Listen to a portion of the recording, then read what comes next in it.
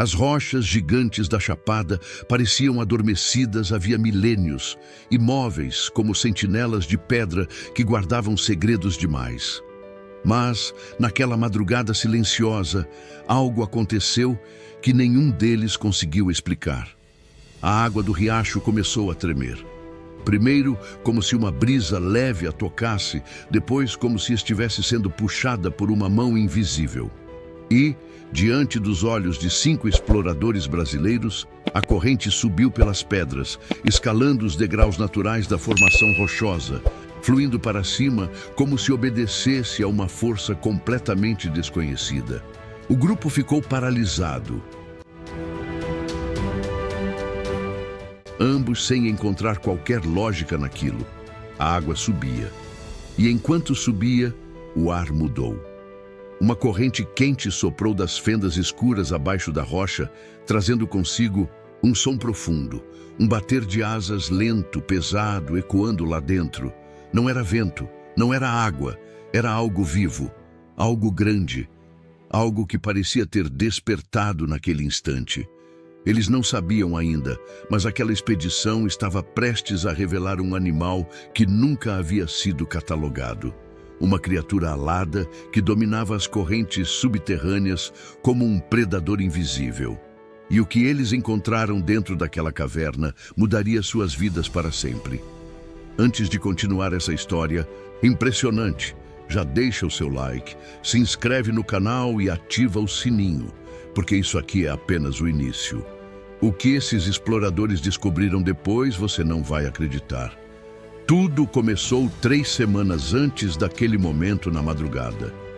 Lucas estava em seu apartamento em Brasília quando recebeu uma mensagem de um contato antigo, um guia turístico que trabalhava na região de Carolina, no Maranhão. A mensagem era curta, mas intrigante. Dizia que algo estranho estava acontecendo num trecho isolado da Chapada das Mesas. Moradores locais relatavam um fenômeno que desafiava qualquer explicação lógica. Um pequeno rio, tranquilo e raso, aparentemente comum, estaria em certos dias subindo pelas rochas, literalmente fluindo para cima, contra a gravidade. Lucas leu a mensagem 2 vezes. Ele era um homem de ciência, ex-oficial da Marinha, treinado para analisar situações com frieza e lógica. Mas também era um explorador nato, alguém que desde criança se fascinava pelos mistérios que a natureza escondia. Aos 32 anos, já tinha liderado expedições para documentar fenômenos naturais extremos em diversas partes do Brasil. Cavernas inexploradas, cachoeiras escondidas, formações geológicas únicas. Mas um rio que subia, isso era novo. Ele decidiu investigar mais. Ligou para o guia e conversou por quase 1 hora. O homem contou que o fenômeno vinha sendo observado há anos, mas ninguém dava muita atenção. Os moradores tinham medo de se aproximar demais porque, segundo eles, antes da água subir, uma corrente de ar quente saía das rochas e se ouvia um som estranho vindo das cavernas abaixo. Um som que alguns descreviam como um bater de asas. Lucas sentiu um frio na espinha. Não era medo, era empolgação. Aquilo tinha tudo para ser a expedição mais interessante do ano. Ele desligou o telefone e imediatamente começou a montar sua equipe. O primeiro a ser chamado foi Daniel, um geólogo de 29 anos, que Lucas conhecia desde os tempos de faculdade. Daniel era o encara dos mapas, das análises de solo, o responsável técnico que transformava observações em dados científicos. Ele era metódico, cético, daqueles que só acreditava vendo. Quando Lucas contou sobre o rio que subia, Daniel riu e disse que era impossível. Mas concordou em ir porque sabia que se havia algo de real naquilo, seria uma descoberta e tanto. A segunda foi Aisha, uma fotógrafa e documentarista de 27 anos, especialista em natureza. Ela tinha um talento único para capturar momentos que outros não viam. Seus documentários sobre a fauna brasileira já tinham ganhado prêmios internacionais. Aisha era observadora, calma e tinha uma conexão quase espiritual com os lugares que visitava. Quando Lucas apresentou a proposta, ela aceitou na hora. Disse que sentia que aquela expedição seria especial. A terceira foi Helena, uma bióloga loira de 26 anos, com foco em comportamento animal. Ela era a mais jovem da equipe, mas também a mais determinada. Helena tinha passado os últimos 3 anos estudando espécies raras na Amazônia e estava sempre em busca de novos desafios. Quando soube do som de asas que os moradores relatavam, seus olhos brilharam. Se havia uma criatura desconhecida envolvida naquilo, ela queria ser a primeira a estudá-la. A última foi Marina, uma alpinista e exploradora morena de 25 anos, especialista em cavernas. Se a expedição envolvia descer em lugares perigosos, Marina era indispensável. Ela cresceu escalando montanhas, explorando grutas, se aventurando em lugares onde poucos ousavam ir.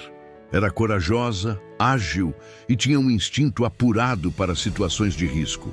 Lucas sabia que com Marina na equipe, eles estariam seguros mesmo nas piores condições. Em uma semana, tudo estava organizado. Equipamentos de filmagem, sensores para medir temperatura e pressão do ar, cordas profissionais para rapel, lanternas potentes, suprimentos para 5 dias, barracas, alimentos desidratados, kit de primeiros socorros completo. A equipe se reuniu em Brasília, revisou cada detalhe do planejamento e partiu rumo a Carolina. A viagem de carro durou quase 12 horas. Eles saíram antes do amanhecer e chegaram à cidade base no final da tarde. Carolina era uma cidade pequena, acolhedora, com aquele clima interiorano onde todo mundo se conhece. O guia que havia contatado Lucas os esperava na pousada. Ele se apresentou como João, um homem na casa dos 50 anos, pele curtida pelo sol, olhos experientes de quem conhecia cada canto daquela região. Durante o jantar, João contou mais detalhes sobre o fenômeno. Disse que o rio ficava numa área isolada, a cerca de 2 horas de caminhada a partir do último ponto acessível de carro. O local era cercado por paredões altos, cânions estreitos, vegetação densa. Poucos turistas iam até lá porque o acesso era difícil e perigoso.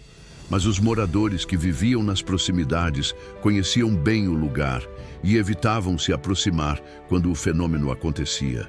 João explicou que não havia um padrão claro. Às vezes, a água subia de madrugada, às vezes ao entardecer. Podia acontecer 3 vezes numa semana ou ficar 1 mês sem acontecer. Mas quando acontecia, era sempre precedido pelo ar quente e pelo som. Ele mesmo já tinha presenciado uma vez, anos atrás, e garantiu que era algo que te deixava sem palavras. Lucas perguntou se havia alguma teoria local sobre a causa. João disse que alguns acreditavam que era coisa de espírito, que a Chapada era um lugar sagrado, e aquilo era um sinal dos antigos. Outros achavam que era algum tipo de falha geológica, gases subterrâneos, pressão acumulada. Mas ninguém sabia ao certo. Nenhum cientista havia ido até lá investigar de verdade. Naquela noite, a equipe dormiu cedo. Queriam estar descansados para a caminhada do dia seguinte. Lucas ficou acordado um pouco mais, olhando mapas da região, tentando entender a formação geológica daquele lugar. Daniel estava ao seu lado, fazendo o mesmo. Eles conversaram sobre as possibilidades.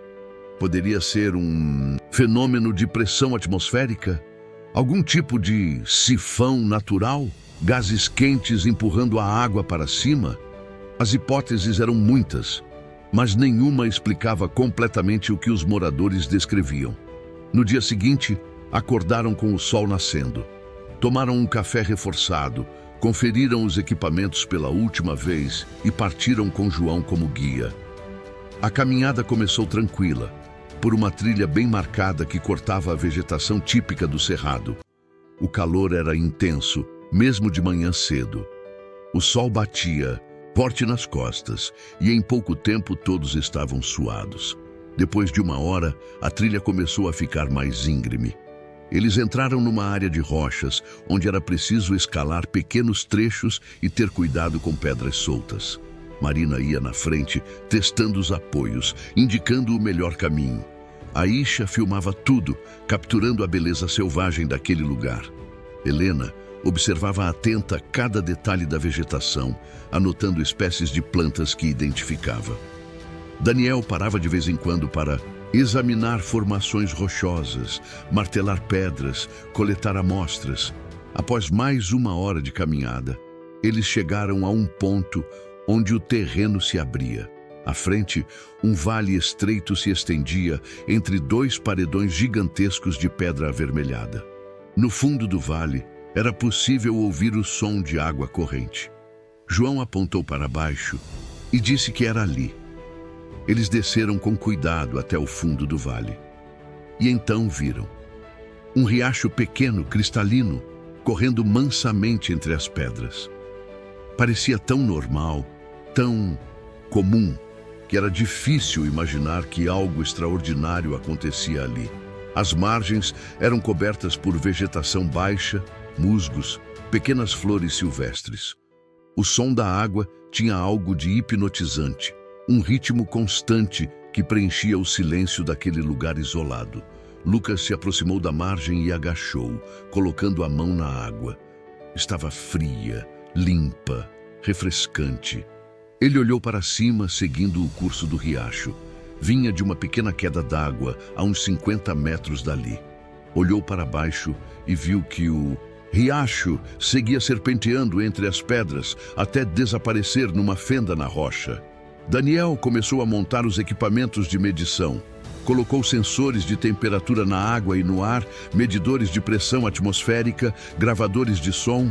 Helena explorava as margens, procurando sinais de vida animal. Aisha posicionava as câmeras em pontos estratégicos para capturar qualquer movimento. Marina estudava os paredões, procurando possíveis entradas para cavernas. João disse que ia montar o acampamento num ponto mais elevado e seguro, a cerca de 100 metros dali. A equipe concordou e continuou com o trabalho. Passaram o resto do dia observando, medindo, documentando. Mas nada aconteceu. O riacho seguia seu curso normal, a água fluindo para baixo como esperado. O sol se pôs, a temperatura caiu e eles voltaram para o acampamento. Durante o jantar, conversaram sobre o dia.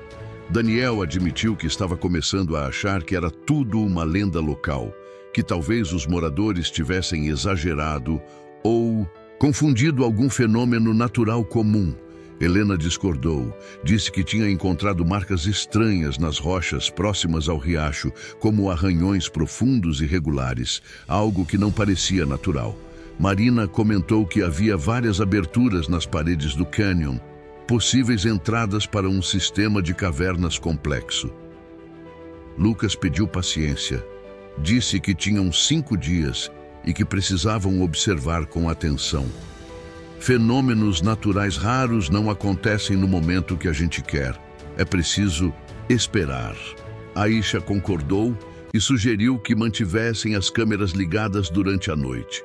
Configuraram os equipamentos para gravar continuamente e foram dormir. A noite estava silenciosa. Apenas o som do riacho ao longe e o canto de alguns insetos. Lucas dormiu leve, como sempre fazia em expedições. Por volta das 3 da madrugada, ele acordou com uma sensação estranha. Não sabia explicar, mas algo no ar tinha mudado. Ele saiu da barraca e olhou ao redor. Tudo parecia normal. O céu estava limpo, cheio de estrelas. A lua iluminava suavemente o vale abaixo.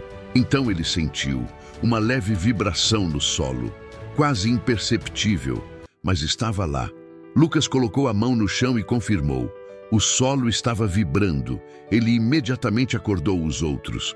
Todos saíram das barracas ainda sonolentos, mas alertas. Daniel pegou uma lanterna e eles desceram correndo até o riacho. E foi então que viram. A água do riacho começou a tremer. Pequenas ondulações se formavam na superfície, como se algo de baixo estivesse puxando. Eles ficaram paralisados, observando hipnotizados.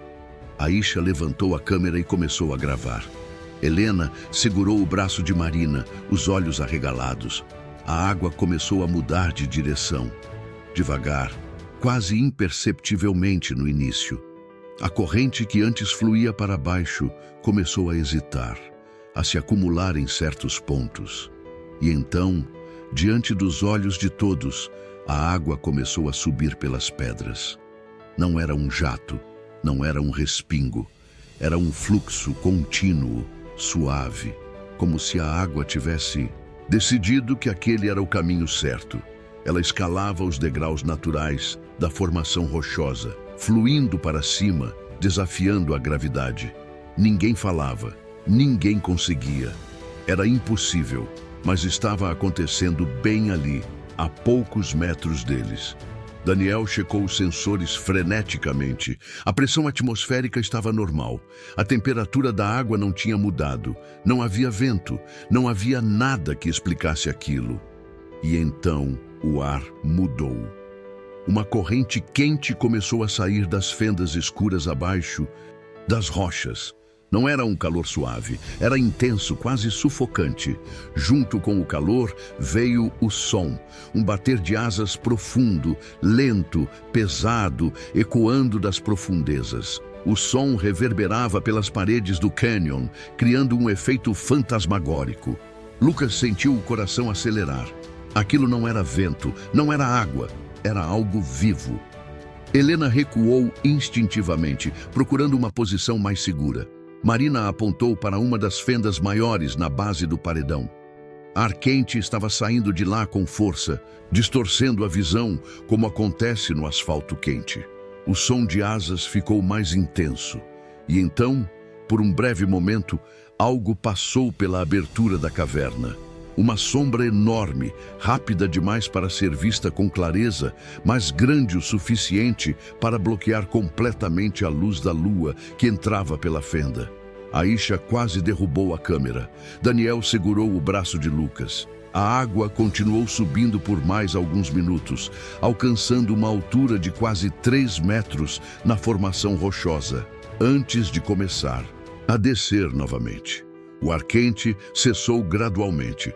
O som de asas foi diminuindo até se tornar apenas um eco distante. E então, tudo voltou ao normal. O riacho voltou a fluir mansamente para baixo, como se nada tivesse acontecido. O grupo ficou em silêncio absoluto por longos minutos. Então Lucas falou, a voz ainda trêmula. Precisamos entrar naquela caverna. Precisamos descobrir o que é isso. Daniel olhou para ele como se estivesse louco. Você viu o tamanho daquela coisa?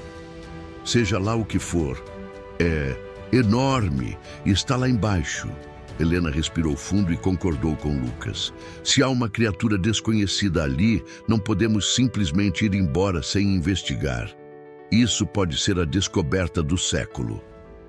Marina, a especialista em cavernas, foi até a fenda e examinou.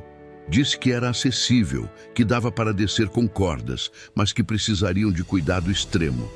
O sistema parecia complexo, com várias ramificações. Aisha verificou as gravações e confirmou que tinha capturado tudo, inclusive a sombra, que passou pela abertura.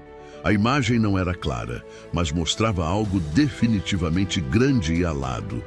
Eles voltaram para o acampamento enquanto o sol começava a nascer. Ninguém conseguiu voltar a dormir. Ficaram em volta de uma fogueira pequena, tomando café, discutindo o que tinham presenciado. João, o guia, disse que nunca tinha visto o fenômeno tão de perto e que estava impressionado. Confirmou que era exatamente como os moradores descreviam, mas ver pessoalmente era outra história. Lucas traçou um plano. Iam esperar o dia clarear completamente, preparar os equipamentos adequados para a exploração de caverna e então descer. Levariam lanternas potentes, cordas extras, capacetes, luvas, rádios comunicadores. Iam em grupo, com Marina na frente guiando. Entrariam, explorariam o máximo possível com segurança, documentariam tudo e sairiam antes do entardecer. O restante da manhã foi dedicado aos preparativos. Cada um checou seu equipamento minuciosamente. Daniel preparou sensores portáteis para medir gases, temperatura e umidade dentro da caverna. Helena organizou um kit para coletar amostras caso encontrassem algo relevante. Aisha ajustou câmeras menores que podiam ser presas aos capacetes para gravar tudo em primeira pessoa. Por volta do meio-dia, estavam prontos. Desceram até a fenda na base do paredão. Marina foi a primeira a entrar, testando cada apoio, avaliando a estrutura. A entrada era estreita, mas depois se abria para um túnel mais amplo. Ela prendeu a primeira corda e começou a descer. Os outros seguiram um por vez. O interior da caverna era surpreendentemente diferente do esperado. Não era úmido e frio como cavernas normais. Era quente, quase abafado. As paredes eram lisas, polidas, como se tivessem sido trabalhadas pela passagem constante de algo grande. Marina apontou para marcas nas paredes. Eram arranhões profundos, paralelos, que percorriam toda a extensão do túnel. Eles seguiram em fila, as lanternas iluminando o caminho. O túnel descia em espiral, levando-os cada vez mais fundo. Aisha filmava cada detalhe. Helena parou para examinar algo no chão. Eram penas. Pequenas penas com um brilho metálico estranho, como se fossem feitas de um material que refletia a luz de forma incomum. Ela coletou algumas amostras cuidadosamente. Depois de cerca de 20 minutos descendo, o túnel se abriu para uma câmara enorme. As lanternas não eram suficientes para iluminar completamente o espaço, mas dava para perceber que era gigantesco. O teto era alto, talvez 15 metros ou mais. O chão era irregular, coberto por formações rochosas que pareciam ninhos. E então eles viram, no centro da câmara, estruturas que definitivamente eram ninhos. Grandes, circulares, feitos de galhos, rochas e mais daquelas penas metálicas. Marina se aproximou de um e examinou. A construção era sofisticada, organizada, claramente feita por algo inteligente. Lucas iluminou as paredes e notou várias outras aberturas levando para túneis diferentes. Era um sistema complexo de cavernas interconectadas. Daniel mediu a temperatura e ficou surpreso. Estava pelo menos 10 graus mais quente ali dentro do que deveria estar. Alguma fonte de calor subterrânea alimentava aquele lugar. Helena estava fascinada. Observava cada detalhe, tentando entender o comportamento da criatura que vivia ali. Os ninhos sugeriam que não era apenas uma, mas possivelmente várias. Uma colônia inteira vivendo naquele sistema subterrâneo. Os arranhões nas paredes indicavam que elas se movimentavam com frequência, criando correntes de ar com suas asas, o que explicava o vento quente que saía das fendas. De repente, o som voltou, daquela vez mais próximo, mais real. Um bater de asas que ecoava vindo de um dos túneis laterais. Todos congelaram. Lucas fez sinal para recuarem devagar, mas antes que pudessem se mover, algo surgiu de um dos túneis. Uma criatura enorme, com asas membranosas que brilhavam levemente na escuridão, olhos que refletiam a luz das lanternas como discos dourados, corpo coberto por aquelas penas metálicas. Não era hostil, pelo menos não parecia. Estava parada na entrada do túnel, observando-os. O grupo ficou absolutamente imóvel. Ninguém ousava respirar alto. A criatura inclinou a cabeça, como se estivesse estudando aqueles intrusos.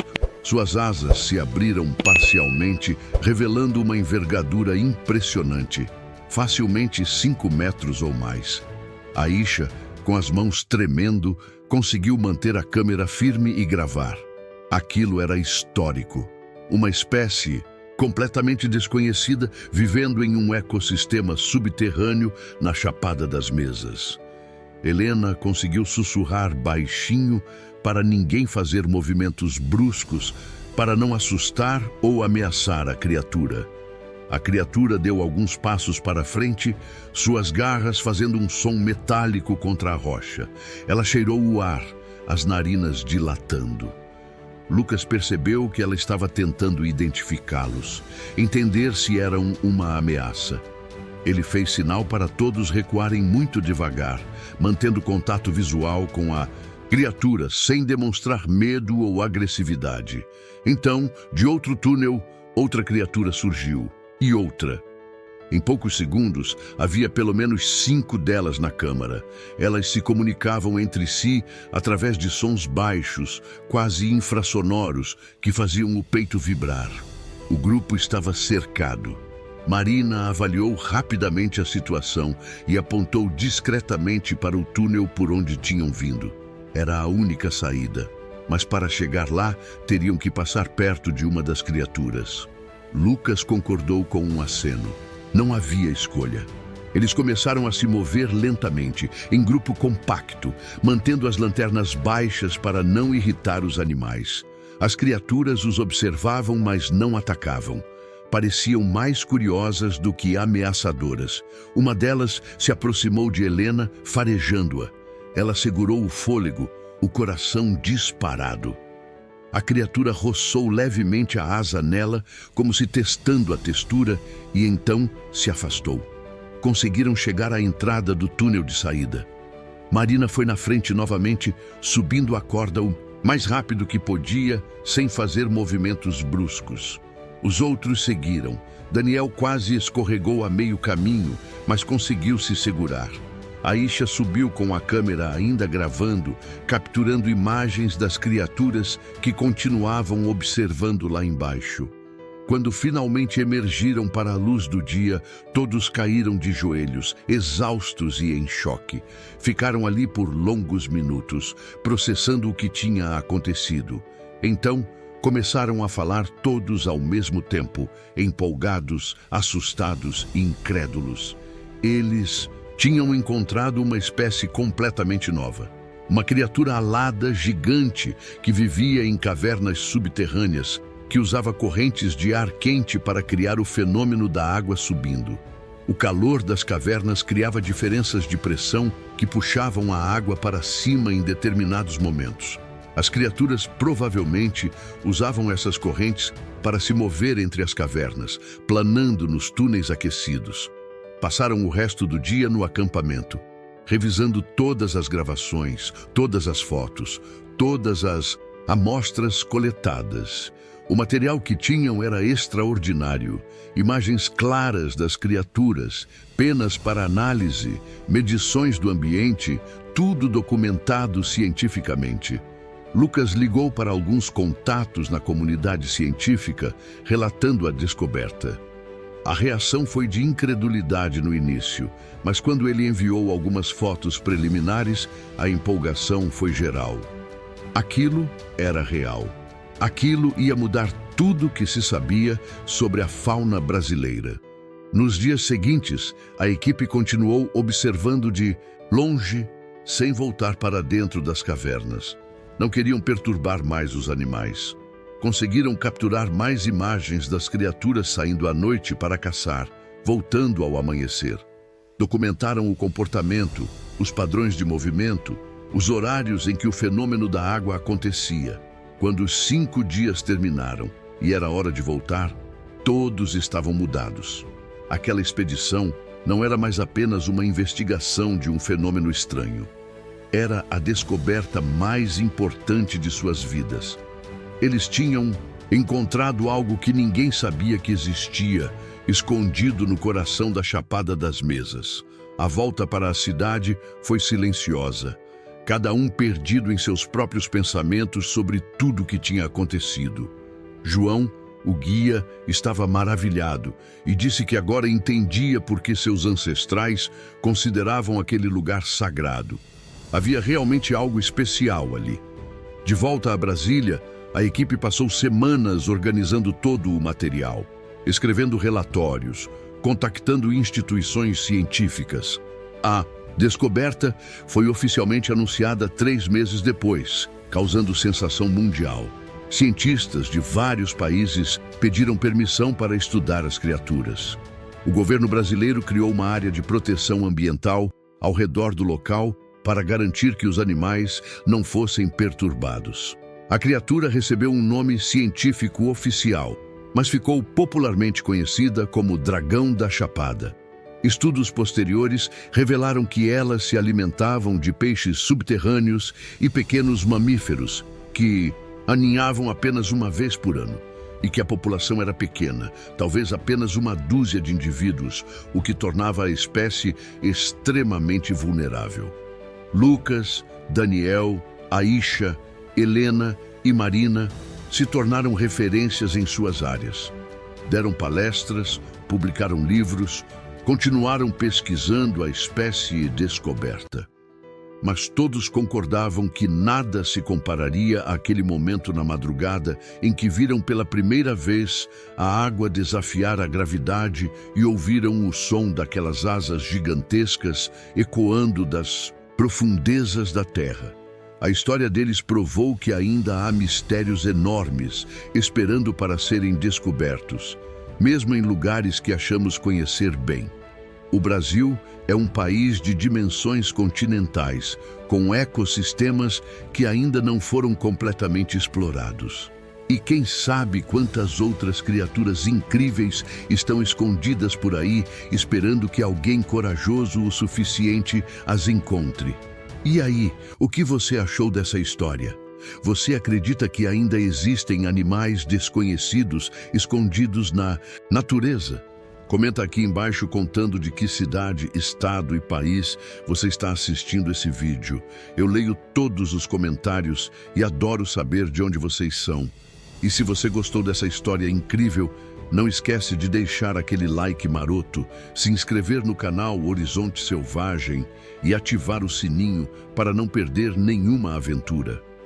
Aqui, a gente explora os mistérios mais fascinantes da natureza e traz histórias que vão te deixar de boca aberta. Até a próxima expedição, exploradores!